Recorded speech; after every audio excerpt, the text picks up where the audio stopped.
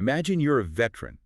You have, severe sleep apnea related to your service, and a CPAP machine has essentially given you your life back. Right, a total game changer. Exactly.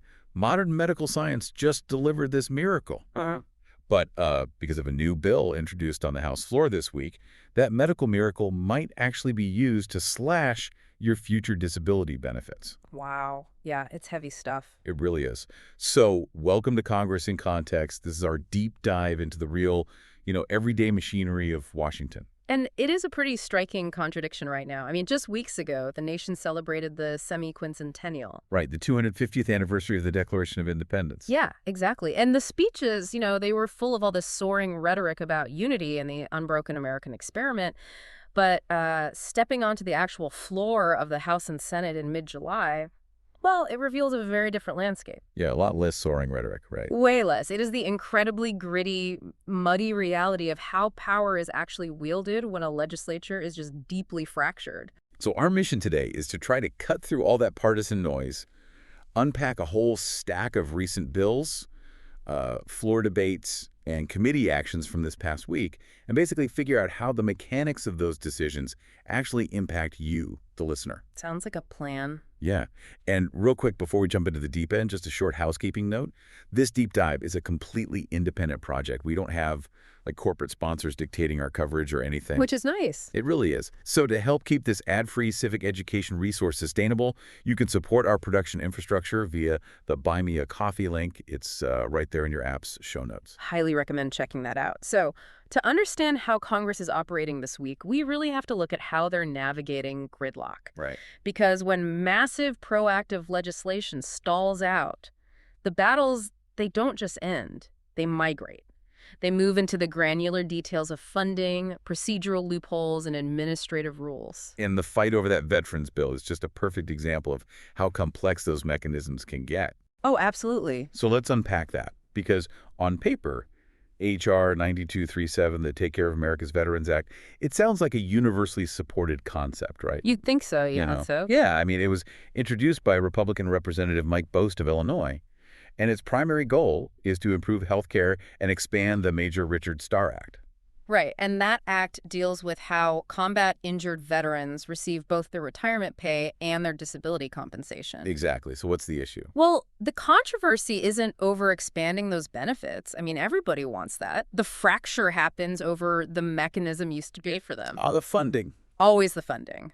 To fund these expansions, the bill, it alters the Department of Veterans Affairs disability ratings for specific conditions, specifically things like sleep apnea and tinnitus. Okay, so the underlying argument from the bill's proponents, from what I've read, is based on, scientific modernization. Yes. They point out that the VA's own medical experts, who were, doctors and researchers operating under the Biden administration, they actually recommended updating these ratings. Right. It wasn't just a political whim.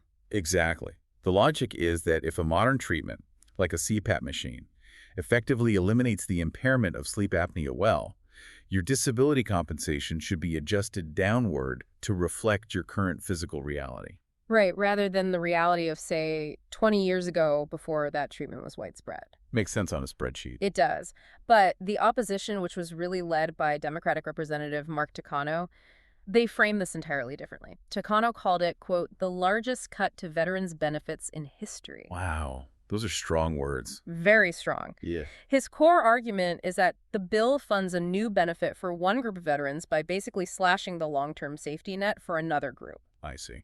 And the way those cuts are structured relies on a mechanism called grandfathering, which creates this massive downstream actuarial shift. I really want to dig into that grandfathering system, actually, because it's a tool Congress uses constantly, right?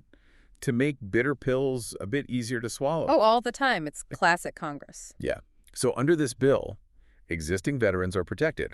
If you already have a VA rating for sleep apnea, the government isn't going to, take your money away. Right. You're safe. But the new, stricter medical science rules apply to future claims. So you end up with a two-tiered system where two veterans with the exact same service record and the identical medical diagnosis receive vastly different compensation. Which is wild to think about. It is, and it's simply based on the calendar date they filed their paperwork. Exactly. And the math behind that two-tiered system is what generates the required savings over a 10-year budget window. Which brings us to the whole concept of offsets, or pay-fors. Okay, explain offsets for us. Sure. So congressional rules state that new spending should theoretically be offset by revenue increases or spending cuts elsewhere just to avoid adding to the federal deficit. But wait, this is where I have to push back a little on the premise of offsets. Go for it. Because if the government can pass, say, a $95 billion supplemental bill for defense and agriculture without a single offset, which, by the way, Representative Takano pointed out during this very debate, isn't the whole offset rule just like a manufactured political weapon? That is the million-dollar question. Right. I mean, if we can essentially print money for foreign defense without a pay-for, requiring one for veterans seems less like a strict economic necessity and more like, I don't know, selective austerity. Yeah, and that discrepancy really exposes how offsets function as political leverage rather than, purely economic guardrails. Oh, so? Well, when a piece of legislation is deemed an absolute must-pass emergency, like a defense supplemental, Congress routinely votes to waive the offset rules entirely. They just ignore it. They just ignore it. Deficit scoring goes out the window. But for other programs, the majority party can wield the offset rule to constrain the size of a program or to force the opposing party into taking a deeply unpopular vote. So by using future disability cuts as the required offset, you force lawmakers to choose between the financial sustainability of the VA and the moral commitment to veterans. Exactly. It's a total actuarial trap. A trap that nearly killed the bill, actually. Almost, yeah. The minority party attempted a motion to recommit. And for those following the procedural maneuvers at home, a motion to recommit is essentially this last-ditch parliamentary weapon. It's a vote to send the bill back to committee, which in practice pretty much kills or indefinitely stalls the legislation. Right, and that procedural vote failed by a razor-thin margin of 210 to 211. Roll number 249. Literally a single member's vote kept the bill alive on the floor. One single vote. And that deadlock over basic funding mechanisms, it's exactly why we're seeing the real systemic policy fights migrate away from traditional legislation entirely and over into the executive branch. Because Congress is too fractured to pass comprehensive new laws. Exactly. Executive agencies are just stepping into the void to make the actual policy changes. Which brings us to the Senate, and a perfect illustration of this power shift. S.J.Res 198. Yes. This was a Senate joint resolution dealing with the Medicare Wiser model disapproval.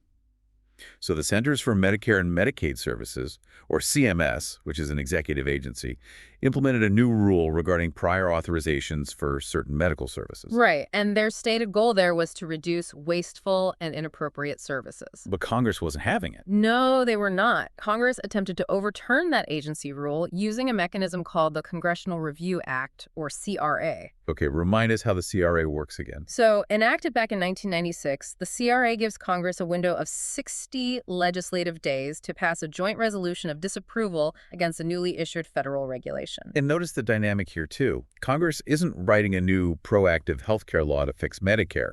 They're just using the CRA as a blunt instrument. Very blunt. A CRA doesn't amend a rule or, negotiate a compromise. It simply drops a hammer to vaporize the agency's regulation, and it actually prevents them from issuing anything substantially similar ever again in the future. Which is a huge deal. Mm-hmm. But the motion to proceed on this CRA failed in the Senate by a vote of 46 to 50. Roll number 199. Yeah, so because the Senate failed to intervene, the CMS rule on prior authorizations survives. And we are just witnessing a massive rising trend of these administrative battles. It's basically a reactive governance model. Totally. And we saw that frustration echo on the House floor as well. Representative DeSaulnier expressed outrage over the FDA making it easier to sell flavored e-cigarettes, pointing out that tobacco executives allegedly lobby the administration heavily. Right, another agency action. Yeah, again, is a member of Congress complaining about an executive agency doing the actual legislating because the legislative branch itself is paralyzed. And when the legislative machinery stalls out like that, the chamber floor transforms. It goes from a place of debate into, basically a broadcast studio for political messaging. Oh, for sure. And with elections less than 100 days away, the rhetorical volume this week was absolutely deafening. Off the charts. Senate Majority Leader Chuck Schumer delivered a really fiery speech on election security. He accused Donald Trump and Republicans of trying to subvert the upcoming 2026 election, and he heavily criticized the SAVE Act. Right. His core assertion was that the legislation is a mechanism designed to purge voter rolls and literally feed Americans' personal data into an algorithm to selectively disenfranchise voters. Yeah. And on the other side, Senator John Barrasso countered with a messaging strategy focused heavily on energy and the economy. What was his angle? Well, he actually mocked the Democratic mayor of New York for issuing guidance telling residents to set their air conditioning to 78 degrees during a severe heat wave. Okay, what Barrasso did there is honestly a masterclass in political framing. Because he took a massive, incredibly abstract global energy debate regarding carbon emissions and infrastructure and shrank it down to the voters' living room thermostat. Exactly. It's brilliant messaging. He blamed the struggling power grid directly on Democrats shutting down reliable nuclear plants to appease climate activists. And the grievances span the entire policy spectrum this week. Representative Madeleine Dean took to the floor to mark the one-year anniversary of the controversial July 2025 reconciliation law.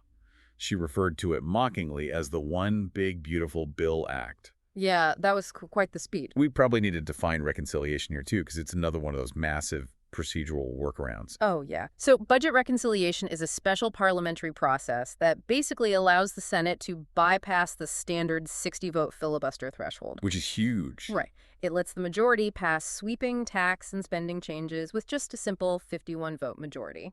And Representative Dean condemned that specific reconciliation law for slashing Medicare and cutting SNAP benefits, the Supplemental Nutrition Assistance Program, for 1.5 million children. She even invoked Martin Luther King Jr., quoting that injustice in health is the most shocking and inhumane form of inequality. And, the sheer contrast between these issues, you've got election algorithms, nuclear power grids, child hunger. It just illustrates a deeply divided nation that is really struggling to find a baseline consensus. Yeah, it really does. It highlights the historical perspective offered by Reverend John Thomas during his opening prayer in the House this week. Oh, what did he say? Well, he referenced the Continental Congress from 250 years ago, and he prayed for a nation united by a, quote, common dream, not a common enemy. And for a people striving for righteousness, not a people merely arguing who is right. That's a powerful quote. It is. And, amidst all that arguing over who is right, there were brief moments where the systemic machinery functioned smoothly and where genuine humanity peeked through the partisan armor. Yes, thankfully. H.R. 5362 is a really clear example of that baseline consensus we were just talking about. Right. The House voted 418-0, a completely unanimous roll call vote, number 248, to rename a VA multi-specialty clinic in Marietta, Georgia. And it was renamed after Colonel Michael H. Boyce. He was a 30-year Marine Corps veteran who served in Desert Storm in Somalia. But his impact didn't stop when he took off the uniform, which is the cool part. He later served on the Cobb County Board of Commissioners, leading efforts to establish a local Veterans Service Office. Which is such a vital reminder that while we spend so much time analyzing the federal gridlock in Washington, profound civic participation is actively happening right now at the local county board level. Absolutely. And we also witnessed an incredibly emotional tribute in the Senate this week. Senators Pete Ricketts of Nebraska and Tom Tillis of North Carolina took to the floor to honor their recently deceased colleague, Senator Lindsey Graham. Yeah, that was a tough watch. It was. Senator Tillis actually brought a physical chart to the floor to draw on during his remarks. He mentioned that the last person to use that specific chart was Senator Graham, and he dedicated the speech to his memory. Wow. Yeah, and regardless of where anyone stands on the political spectrum, watching lawmakers grieve together like that it proves that beneath the procedural warfare, these are human beings who form enduring friendships across the aisle and within their own ranks. And honestly, those human connections are often the only lubricant left to keep the legislative gears turning at all. Yeah. So looking ahead, what happens when the dust settles on this week's battles?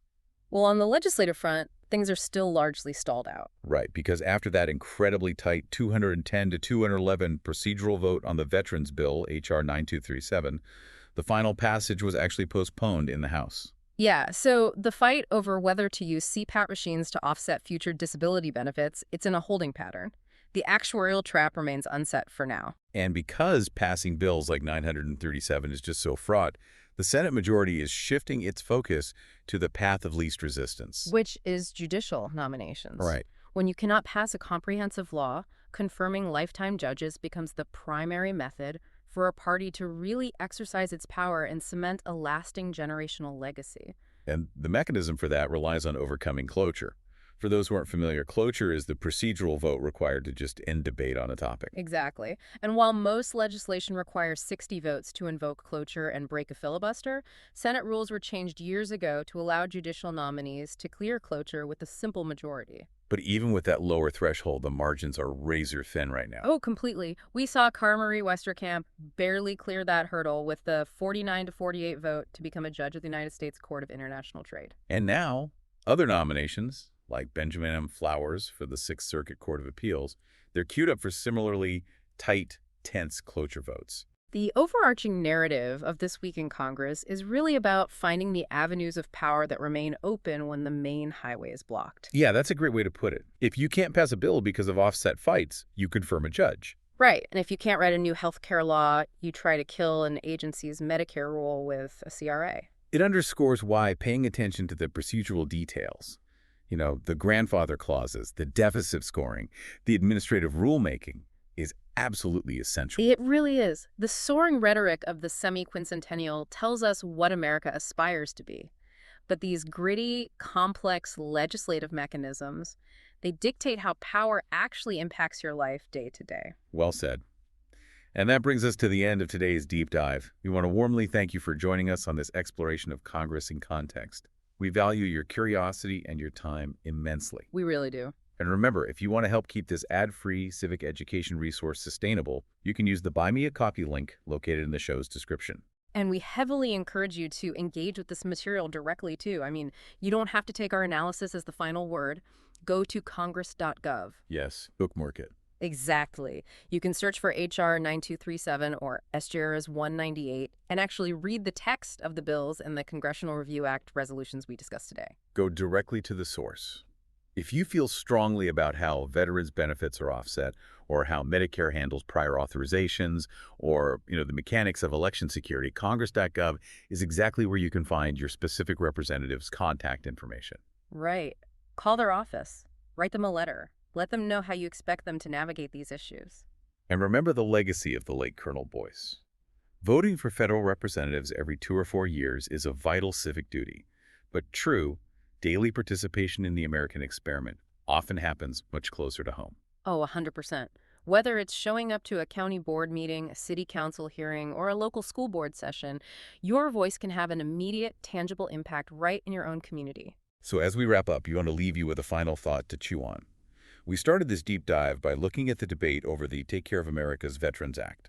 Right, the CPAP debate. Yeah. As medical science continues its rapid advancement, completely curing or treating conditions that were once permanently disabling, like utilizing a CPAP machine to mitigate sleep apnea. How should a society balance updating its disability compensation strictly by the cold, hard medical data against the immovable moral and financial debt we feel we owe to the men and women who put on the uniform? It's not just a debate over an actuarial spreadsheet. It's a profound question about how we define our national values. It's the ultimate collision of scientific progress and legislative reality. Truly. Keep diving deep, everyone. We'll see you next time.